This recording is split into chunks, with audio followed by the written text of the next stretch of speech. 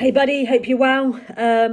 Week 86. I can't remember what week of the mini cut is. Maybe 11. Because I haven't got my laptop open because I pretty much know it off by heart. I'm going to fill in all the data later. So week 86, about week 11 of mini cut going really well. First thing, just need to explain this. My cousin works in marketing, so I get 50% off. I realise I'm probably 25 years older than the average Gymshark female athlete. I'm probably about 4 stone heavier. But actually their tops are so good from working from home. I don't train in them, but I really like them from working from home. So I've got quite a few, but just thought I'd explain that, just in case you think I'm a Gymshark type person. Anyway, okay, so wins. Being back in the gym, second go round on everything, which is great. Not been chasing numbers. Obviously been sending you some stuff across for form clips for you to look at, and tweaking my form. So today I did pull session and implemented everything that you talked about last week. So like with the face pulls and the extra sort of contraction at the back, felt really good. Obviously I dropped the numbers down a little bit, sort of slowed down the low row as well. Found RDLs really hard. I did slow the eccentrics down from last week, but I think in general my RDLs aren't bad. You normally give me fairly good feedback, but last week sort of rushed it a little bit, and they did feel heavy this morning. My top set was only 90, and I don't know if that's just a body weight thing. And I got 6 for 90, and then maybe 80 for 9. So they have dropped off, but obviously when I'm in a surplus and putting weight back on, they should sort of go back up, because I was hitting 100 before. But yeah, really enjoying the not chasing the numbers, and I'm happy, or I'm sitting the lower volume.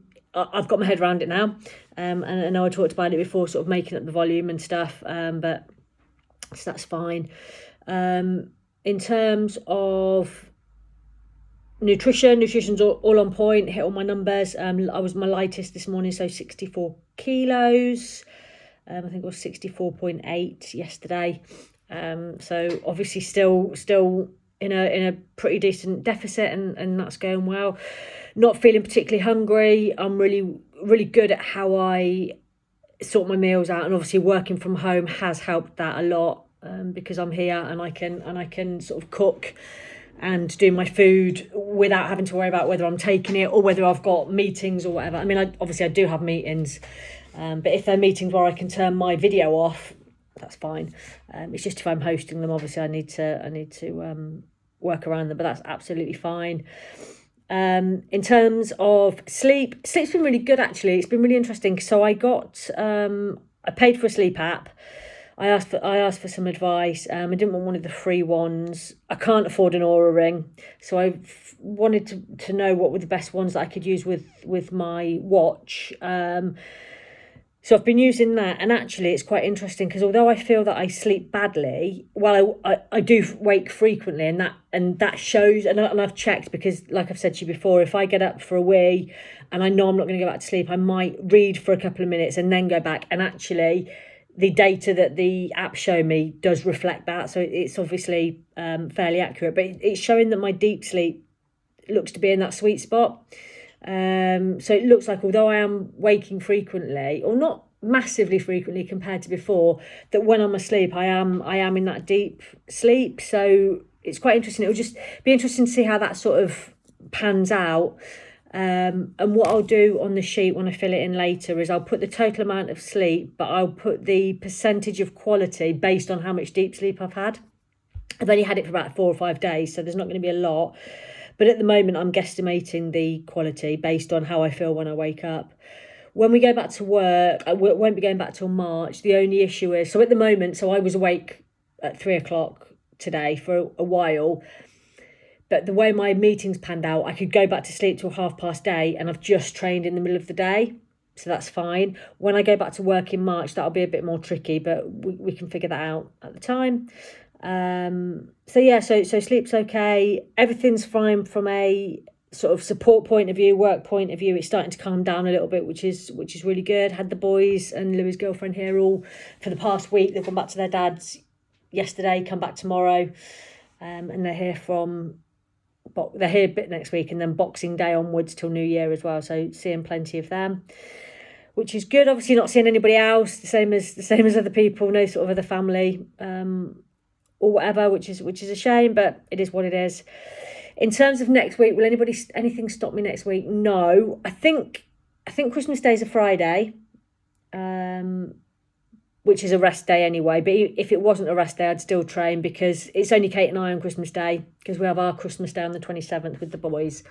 And hopefully we're going to go into tier 2 tomorrow, and then we'll still be able to go out for lunch. But as I say, it's a rest day anyway. But if it wasn't, I'd still be training. So nothing's going to stop us next week. We can sort of train around things. We're not travelling or anything like that.